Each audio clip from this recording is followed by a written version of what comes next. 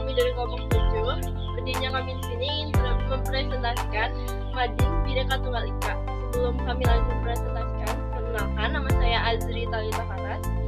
Saya Ira Zamzam Ilmi. Saya Wahyu Bokti. Yang pertama, saya akan menjelaskan mengenai pakaian adat. Pakaian adat yang pertama itu adalah ulos. Ulos adalah kain tenun tradisional khas suku Batak di Sumatera Utara yang dibuat menggunakan alat tenun, bukan mesin. Didominasi warna merah, hitam, dan putih. Lebih dari sekedar kain, ulos melambangkan kehangatan, kasih sayang, restu, dan status adat. Sering digunakan dalam upacara kelahiran, pernikahan, hingga kematian. Yang kedua itu adalah payas agung. Payas agung adalah pakaian adat Bali tingkat tertinggi yang mewah dan sakral. Ditandai dengan mahkota emas megah, kain songket, dan aksesoris rumit. Dahulu, khusus untuk bangsawan. Kini digunakan untuk upacara besar seperti pernikahan, atau pawiwahan, atau potong gigi, atau petata. Busana ini simbol status, keindahan, dan kehormatan. Yang ketiga itu adalah kebaya Jawa Barat. Kebaya Jawa Barat yang berasal dari Sunda adalah pakaian tradisional elegan yang khas dengan kerah berbentuk U atau yang biasa disebut bonek. Detail bordir halus dan bahannya seperti brokat dan sutra. Biasanya berwarna cerah, yaitu merah, kuning, putih, dan ungu. Kebaya ini panjang hingga menutupi pinggul atau paha, dipadukan dengan kain batik atau sinjang. Yang keempat itu ada baju bodo. Baju bodo adalah pakaian adat perempuan suku Bugis, Makassar, Sulawesi Selatan yang dikenal sebagai salah satu busana tradisional tertua di Indonesia. Berbentuk segi empat dengan lengan pendek dan potongan longgar. Pakaian ini umumnya terbuat dari kain sutra atau muslim tipis. Warnanya melambangkan usia dan status sosial. Selanjutnya ada tari. Yang pertama itu ada tari indang atau tari dinding badinding adalah tarian tradisional dari Pariaman, Sumatera Barat yang memadukan nilai Islam dan budaya lokal. Tari ini dimainkan berkelompok secara duduk berbaja dengan gerakan dinamis, lincah, dan kompak, seringkali menggunakan properti. Dan yang kedua itu ada tari coket. Tari coket adalah tarian tradisional pergaulan khas Betawi, DKI Jakarta yang lahir dari akulturasi budaya Tionghoa dan Betawi sejak abad ke-19. Tarian ini dicirikan dengan gerakan ambun, busana kebaya kurung yang khas, dan iringan musik gambang kromong yang sering ditampilkan untuk menyambut tamu dalam acara sosial. Dan yang ketiga itu ada tari piring. Tari piring atau tari piriang adalah tarian tradisional Minangkabau dari Sumatera Barat yang menggunakan piring sebagai properti utama. Ditarikan secara cepat dan serempak dengan gerakan yang diayunkan serta berasal dari solok. Tarian ini melambangkan rasa syukur atas panen melimpah. Ini difungsikan untuk penyambutan tamu terhormat atau acara adat. Dan ada yang keempat itu tari tortor atau tortor adalah tarian tradisional sakral dan sosial dari suku Batak Toba, Sumatera Utara, khususnya di wilayah Tapanuli Utara. Tarian ini melibatkan gerakan tangan dan kaki yang khas diiringi alat musik gondang sabangunan dan digunakan dalam upacara adat, pernikahan, kematian, penyambutan sebagai sarana penghormatan, komunikasi, serta doa. Kemudian ada agama.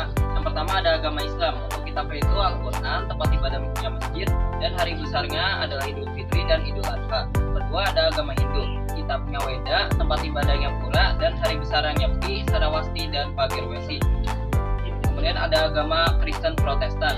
Untuk kitabnya Alkitab, tempat ibadahnya gereja, hari besarnya Natal, Jumat Agung, kenaikan Isa Al-Masih.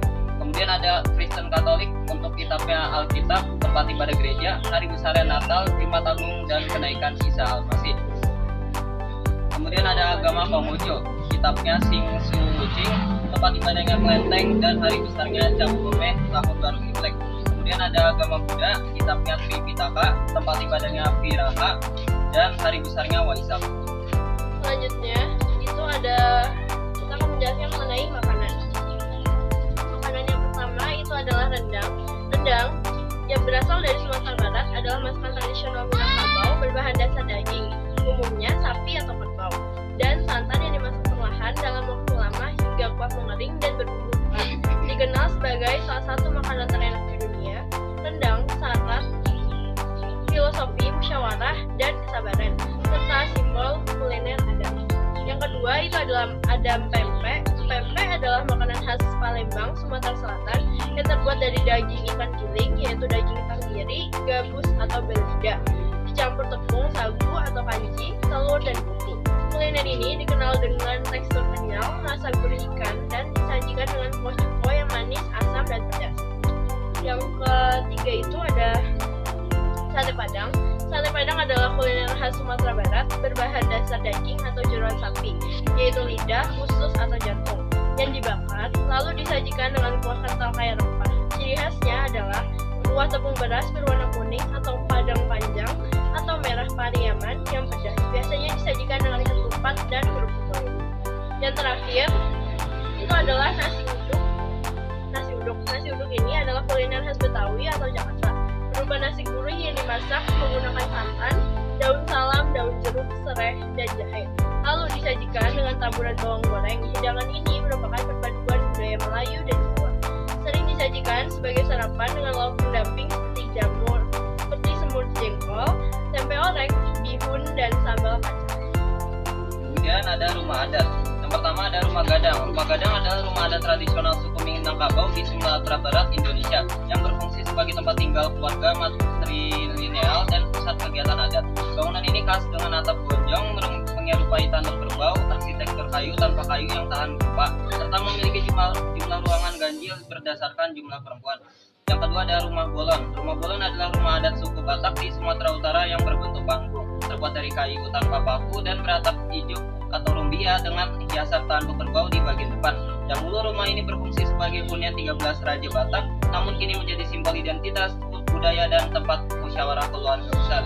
Yang ketiga ada rumah panggung Kajang Leko, adalah rumah adat tradisional masyarakat Melayu Jambi berbentuk panggung persegi panjang 5 meter yang difungsikan sebagai hunian.